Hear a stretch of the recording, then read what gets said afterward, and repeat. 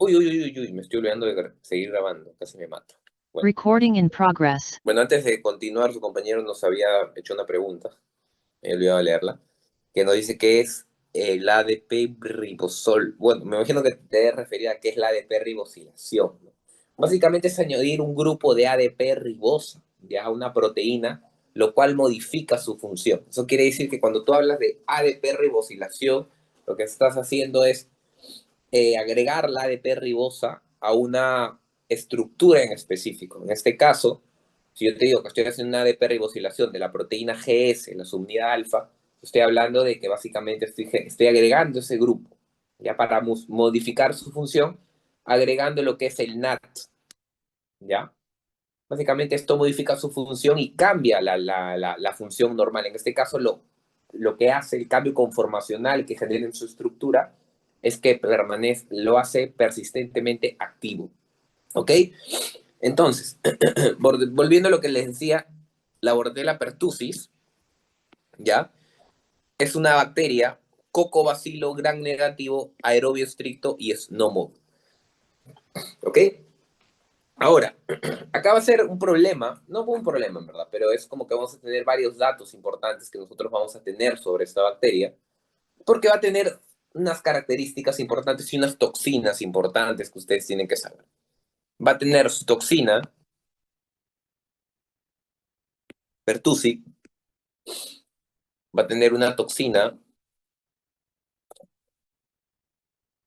tracreal y una toxina adenilato ciclasa.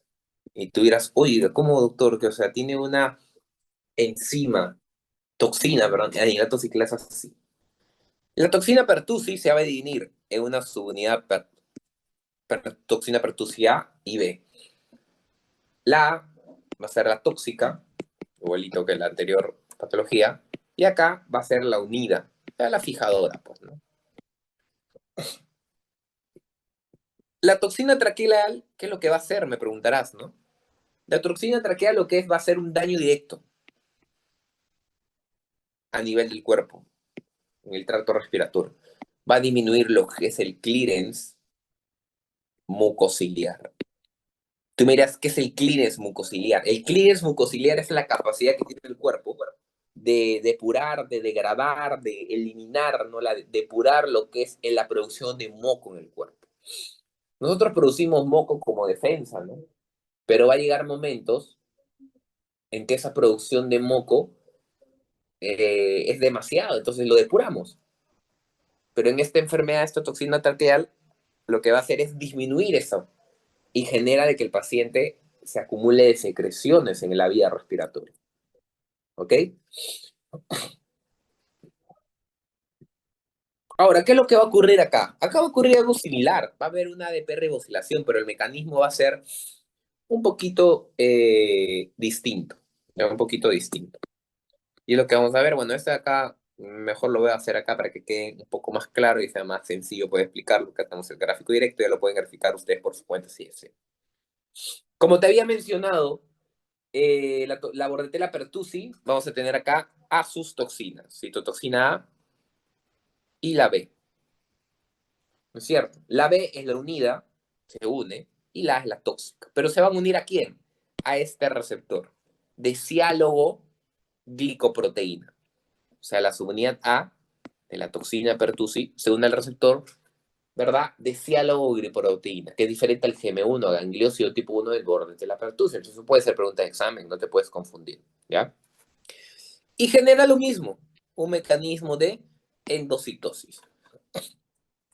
Va a generar lo que ya habíamos estado viendo que estaba generando anteriormente, estaba generando un mecanismo de endocitosis.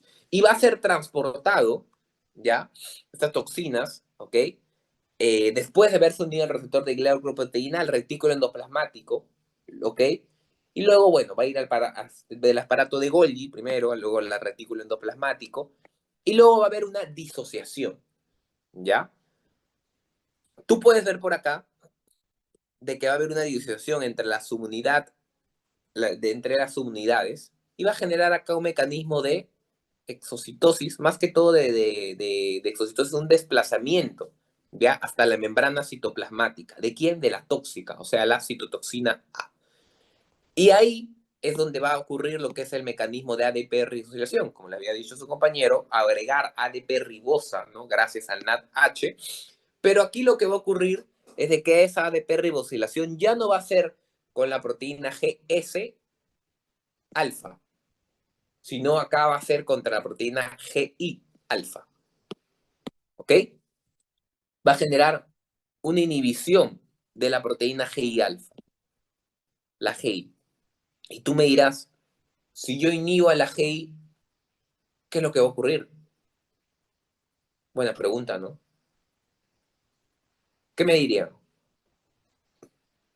Si yo inhibo a la proteína GI, no voy a tener quien inhiba adenilato ciclasa. Por ende, no voy a tener la forma de que yo produzca menos AMP cíclico, ¿verdad? Porque recuerda que la GI lo que normalmente era bloqueaba a la adenilato ciclasa y por ende tenía menos AMP cíclico. Pero si yo tengo inhibición de la proteína GI, como puedes ver por acá, voy a tener menos, perdón, no voy a bloquear al adenilato ciclasa, por ende el AMP cíclico va a estar normal o aumentado incluso. Por eso acá tú puedes ver que hay un bloqueo, una alteración entre la inhibición del AMP cíclico. Por ende, aumenta, ¿ok? Pierde la capacidad de inhibir lo que es el AMP cíclico. Y eso es una manera. Y tú dirás, ¿qué es lo que hace el AMP cíclico? Ah, no, pues ahí está todo el tema. ¿Ok? Ahí está todo el tema. Porque ese AMP cíclico lo que va a favorecer es muchas cosas como la hiperproducción de moco, sobre todo. ¿Ok? Muy aparte de la toxina traqueal. Pero ahora, tú sabes, y ya te hablé yo, que teníamos la toxina traqueal, que hablamos que te hacía, ya hablamos de la toxina pertussi, pero falta de la toxina adenilato ciclasa. Y acá te presento a la toxina adenilato ciclasa. Entonces, esa toxina adenilato ciclasa, como su propio nombre lo dice, también va a estimular más adenilato ciclasa, ¿ya? Como tú vas a poder ver acá, perdón, esa toxina adenilato ciclasa, ya, esa toxina importante de adenilato ciclasa va a tener dos dominios, ya, va a tener dominios de adenilato ciclasa y va a tener un dominio enzimático, que nosotros podemos ver acá, que va a ser dependiente de la calmodulina, o sea, de que va a depender la adenilato ciclasa, va a tener que unirse a la calmodulina para convertirse en AMP cíclico. Y como tú puedes ver acá, en esta imagen de acá, todo esto viene a ser los dominios que te estoy hablando. ¿Ya? Los dominios principales. Va a tener un dominio, que lo puedes ver por acá, el dominio RTX, y este de acá que tú puedes ver por acá es un segmento hidrofóbico. Y cuando se une con la de ciclasa, que como tú sabes es una toxina, aquí y aquí, lo que va a generar es lo siguiente, que va a poder expresarse y va a hacer todas las funciones que ahorita te voy a decir. Y también de la misma manera esa ciclasa se va a poder unir a la calmodulina y permitir que haya más AMP cíclico.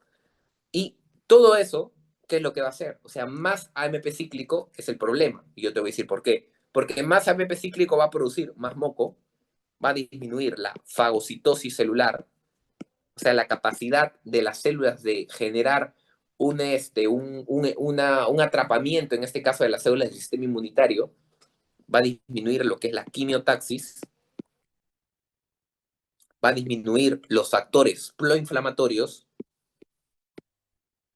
va a aumentar los antiinflamatorios,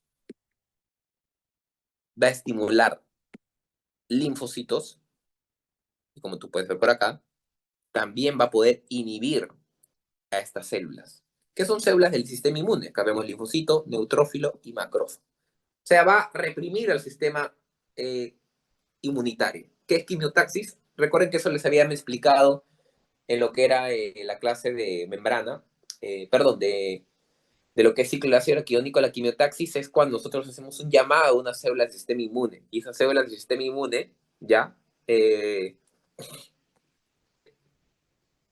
lo que son justamente los neutrófilos, que cuando hay una bacteria en el cuerpo van a ayudarte, pero en este caso no los vamos a poder tener. Entonces eso va a permitir que haya más daño, más daño, más daño, más daño, más daño, más daño, más. ¿Ya? Y bueno, y si me preguntan qué es este receptor, el CR3, perdón, que me estoy olvidando de explicar, básicamente une estos dominios RTX, ¿ya? De la toxina de anilato ciclasa. Lo une por acá. ¿Ya? Lo une para que se junten y toda la anilato ciclasa comience a actuar y genera todo esto. Aumento del moco, disminución de fagocitosis, disminución de la quinotaxis, disminución de los proinflamatorios, ¿okay? Aumento de los antiinflamatorios y estimulación de los linfocitos. Es por eso de que en el caso clínico vas a ver acá que en la analítica muestra leucocitosis marcada con predominio linfocitario, ¿ok? Con predominio linfocitario. El caso clínico nos habla de un lactante de 8 meses que es traído por presentar episodios de tos intensa y persistente durante más de 12 semanas, cianosis facial. O sea, cianosis facial es que el paciente tiene, en resumen, cianosis es cuando tenemos un aumento de la hemoglobina reducida. O sea, tenemos menos concentración de hemoglobina normal. Se pone azul el paciente.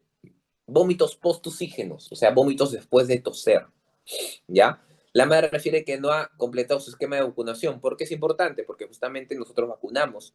En el paciente pediátrico se vacuna contra la bordetela pertussis, que a las 2, 4 y 6 meses, sobre todo. En este caso tiene 8 meses, no ha recibido probablemente ninguna vacuna. En la exploración física se observa taquipnia, sibilancias leves. Taquipnia, que es aumento de la frecuencia respiratoria, y sibilancias es cuando vemos obstrucción bronquial. Y tú miras, oye doctor, pero ¿por qué hay obstrucción bronquial? Porque hay tanto moco por esa toxina de ciclasa y también por la sobreestimulación del AMP cíclico y todo ello.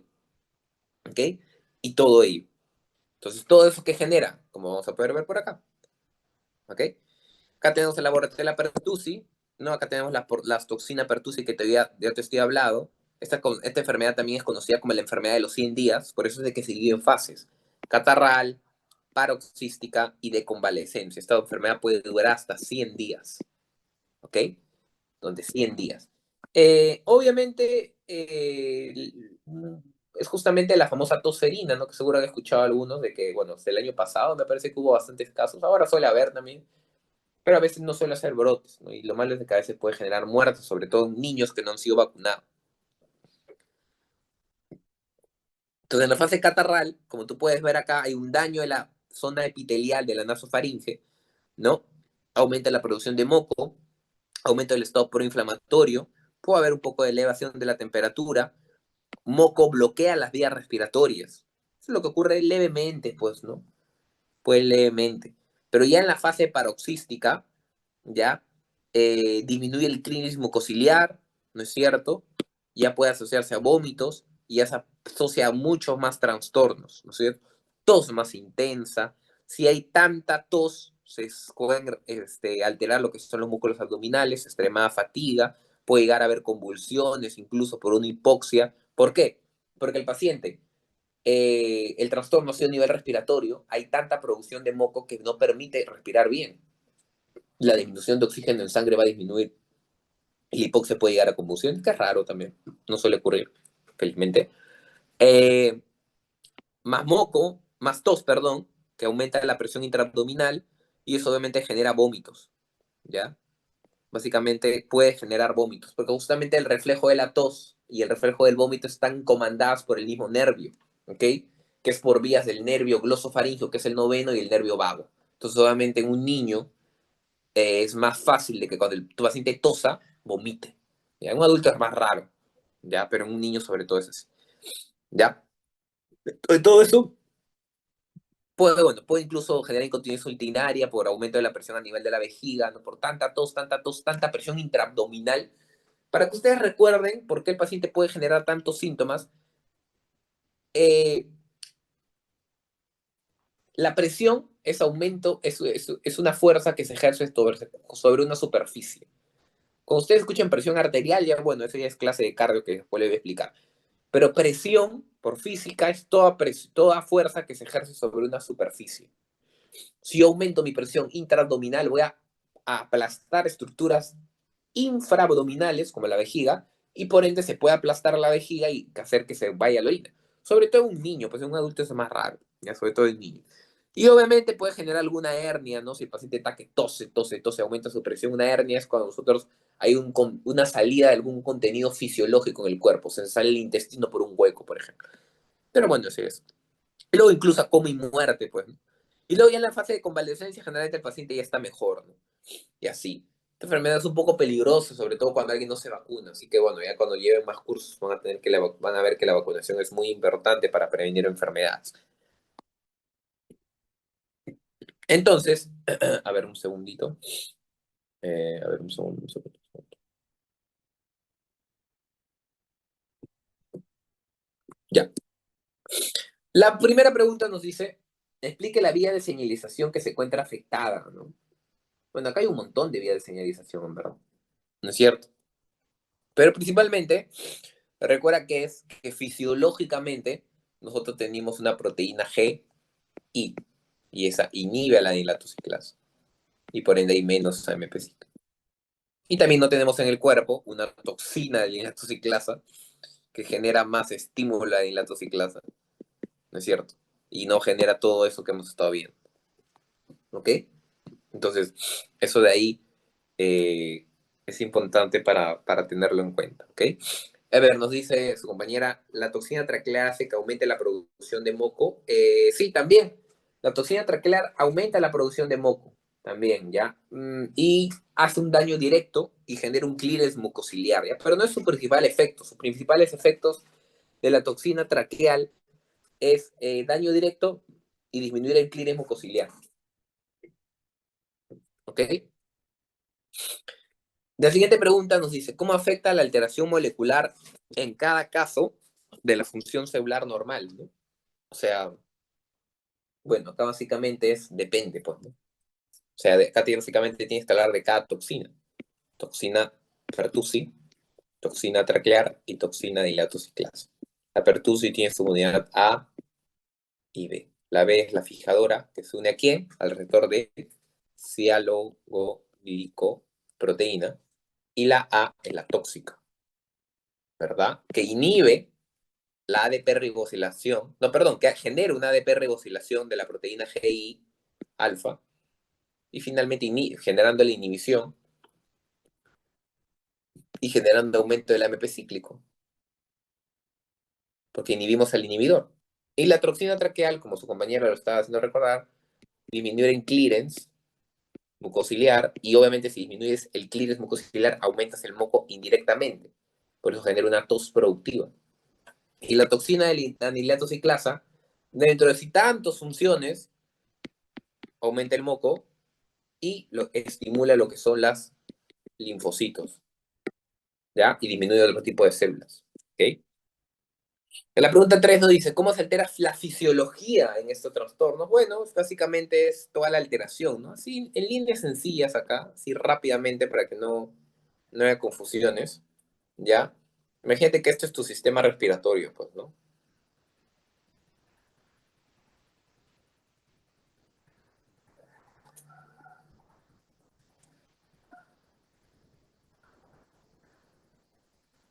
Como está medio raro ya, pero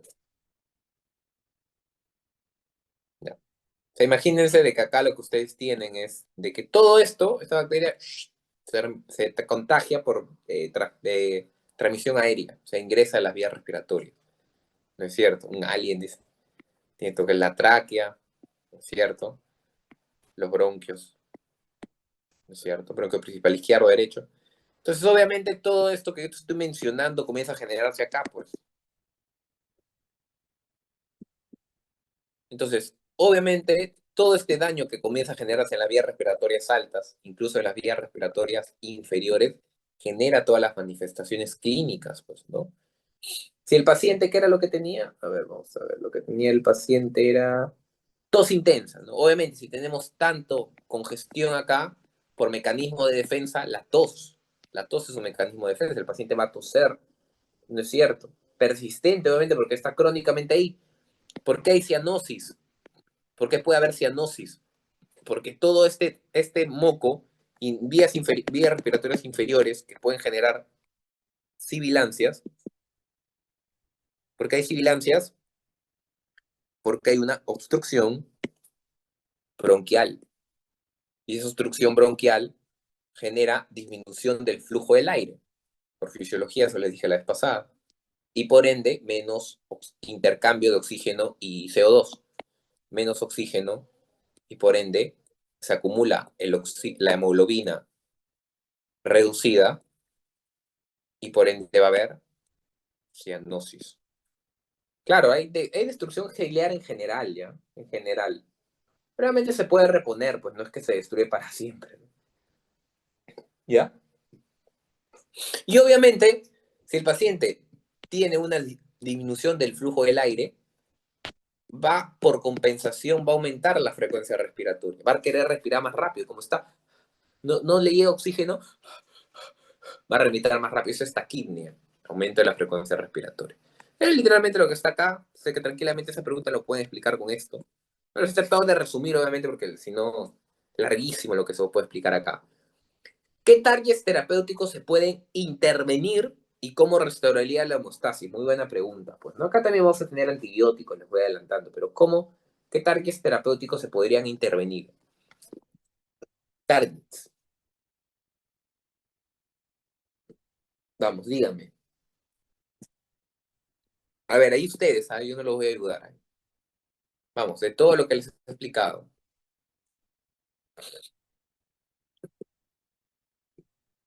Vamos.